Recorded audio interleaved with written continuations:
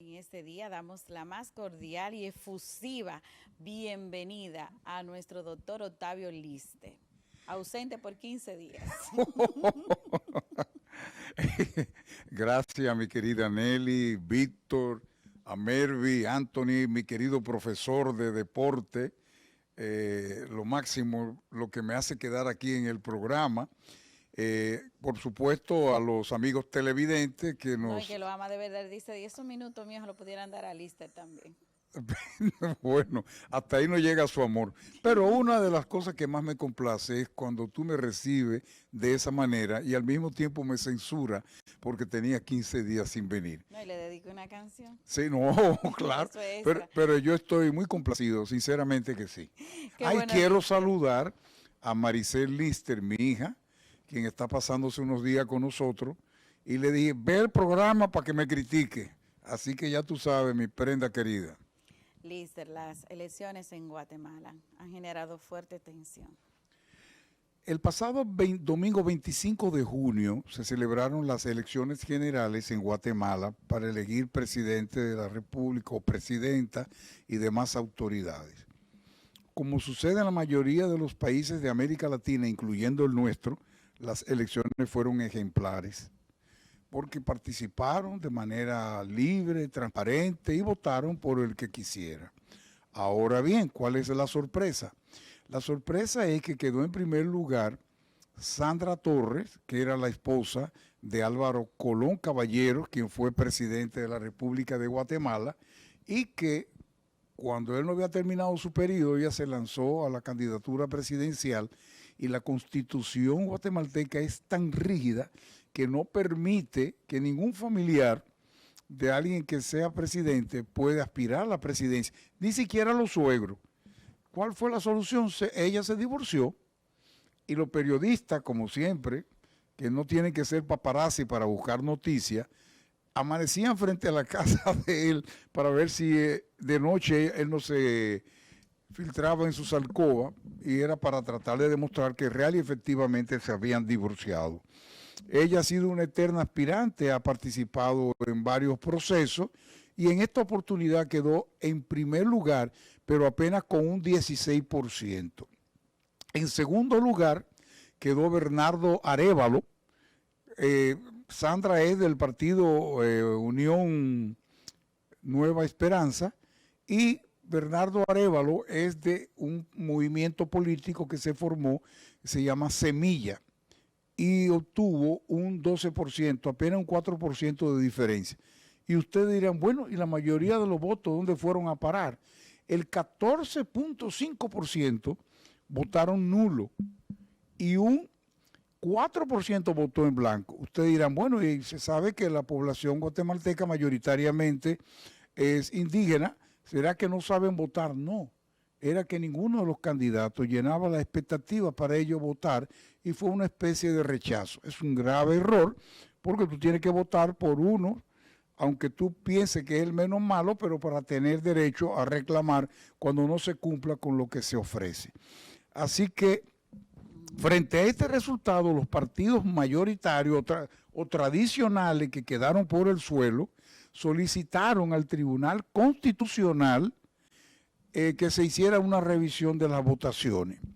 Dos errores. En primer lugar, el tribunal competente no era el Tribunal Constitucional y segundo lugar, el Tribunal Constitucional no podía ordenar que se hiciera un reconteo o revisión de los votos.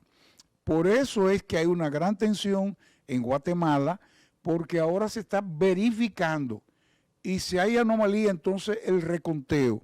Pero la segunda vuelta electoral es el 20 de agosto, o sea que ya está aquí en un mes y pico, lo que significa que no, tal vez no dé tiempo para ese reconteo, porque después vienen las impugnaciones y por lo tanto lo que se está buscando es evitar que gane uno de estos dos candidatos.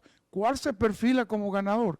Parece ser que Sandra Torres llegó al máximo con 16%, pero Bernardo Arévalo está aglutinando y concertando con los demás partidos minoritarios para tratar de remontar y ganar en la segunda vuelta. Lamentablemente fueron unas elecciones ejemplares, pero el resultado, el reconteo, como siempre, el jus pataleus, entiéndase, el pataleo de los perdedores, y con el apoyo, pues, en este caso del Tribunal Constitucional, y además Jean Mattei, que es el actual presidente, es un acérrimo contrario de estos otros partidos, y va a pasar a la historia como uno de los peores presidentes que ha tenido Guatemala. Doctor, ¿el gobierno colombiano da un cese al fuego con las guerrillas? Bueno, acuérdense que hace unos años el gobierno del presidente anterior, Eduardo Santos, firmaron un acuerdo de paz con las guerrillas de la FARC, o sea, de las Fuerzas Armadas Revolucionarias de Colombia. Lamentablemente, dentro de todo lo que se acordó, no se cumplió con muchos de ellos, y por el contrario, salieron a la cacería. Deben haber sido los paramilitares. Paramilitares son los que son pares de los militares, y empezaron a ejecutar, a secuestrar a los que habían estado en la guerrilla. Obviamente esto conllevó a que una parte de la FARC, llamados disidentes, volvieran a retomar las armas. Pero faltaba un acuerdo de paz con el otro frente guerrillero más grande que hay en Colombia, que es el Ejército de Liberación Nacional. Se venían celebrando negociaciones en La Habana, Cuba, y al término de la tercera ronda se acordó un cese al fuego. Okay. Esto fue en junio, pero el miércoles el presidente dictó el decreto ordenando el cese bilateral, es decir, de ambas partes del fuego, y se creó una mesa de vigilancia o de control que está integrado por el mismo Fuerzas Armadas de Colombia, el mismo Ejército de Liberación Nacional, el Alto Comisionado de la Paz, el Episcopado Colombiano y una organización de las Naciones Unidas, que es lo que están supervisando. ¿Qué van a supervisar? Que se aplique lo acordado, como es tratar de restablecer los derechos humanos en esos lugares en donde estaban en guerra permanente, y una serie de demandas más.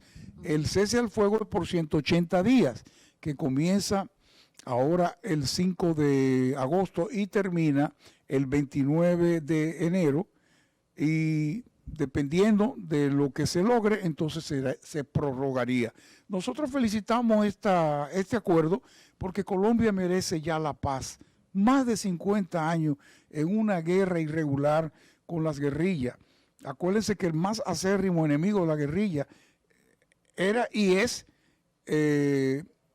Uribe, que nunca quiso negociar con ellos, sino por el contrario, era una guerra permanente porque entendía que lo iba a lograr derrotar, pero el sucesor de Uribe, que era un discípulo de él, Eduardo Santos, sí negoció la paz, y eso conllevó a que le otorgaran el Premio Nobel de la Paz. Ahora, Gustavo Petro, que viene también de la guerrilla, es posible que este acuerdo sea más permanezca más, y que por lo tanto Colombia ya se enfile por la paz definitiva y se enfoque en la solución de otros problemas. Finalmente, doctor, más de 200,000 personas o migrantes pues cruzan el Darién. Ustedes recuerdan en un programa en días pasados, yo dije que la vuelta por México, los dominicanos que no inventaran, que después que ya se modificó el reglamento que había para permitir durante la pandemia, ya no iba, y que por lo tanto todo el que agarraran lo iban a devolver inmediatamente.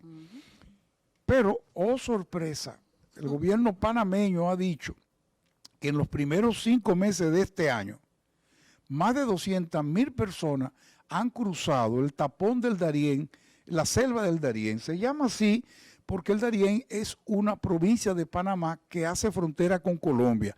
Mire, la carretera llamada Interamericana va desde Alaska hasta Tierra del Fuego en Chile, atraviesa todo el continente.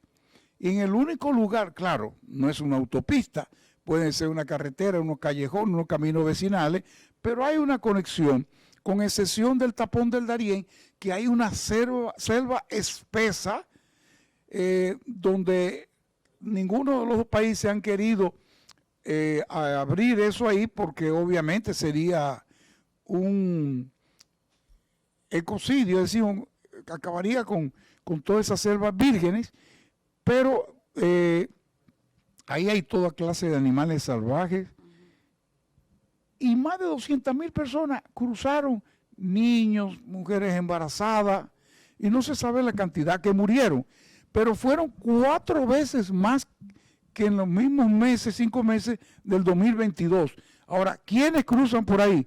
Más de la mitad venezolanos, y ustedes dirán, ¿por qué venezolanos si en Venezuela aparentemente hay cierta tranquilidad? Bueno, porque los Estados Unidos incentivaron eso para desmeritar el gobierno de Nicolás Maduro, y los venezolanos siguen viajando por ahí. Le siguen los haitianos, cubanos, ecuatorianos, y nos llamó la atención chileno, cuando Chile es una de las economías más fuertes que hay en América Latina. ¿Qué buscan yéndose por ese camino que es un infierno? Que ahí las enfermedades, el paludismo, cuando la construcción del canal de Panamá tuvieron que llevar a los negros de las islas angloparlantes, porque los chinos, que fueron los que comenzaron construyendo el tren que interconectaba el Océano Pacífico con el Océano Atlántico y viceversa, la mayoría murieron de fiebre amarilla. Y la fiebre amarilla no era porque los chinos son amarillos, sino porque es la que produce el mosquito que transmite esta fiebre y diezmó a toda esta población. Entonces, eso debe llamarnos mucho la atención, porque yo estoy seguro de la India, señores, de Brasil. ¿Y de Brasil por qué? El país más grande de América Latina. Bueno, el caso es que llama la atención esto, y yo llamo la atención de nuestros compatriotas para que no inventen esa vuelta por ahí. Claro, es para llegar hasta Estados Unidos, pero imagínense ustedes todo lo que esa gente debe caminar, claro, aunque el resto de viajes lo hacen en autobuses. Si quieren vivir, llévense de Lister en ese aspecto. Lister, gracias. Feliz viernes, bendiciones. Igual, y feliz fin de semana para todos. Bueno, pues nosotros nos despedimos, pero el programa sigue aquí con Ariel Núñez en 5 minutos con los deportes y Víctor Puntiel.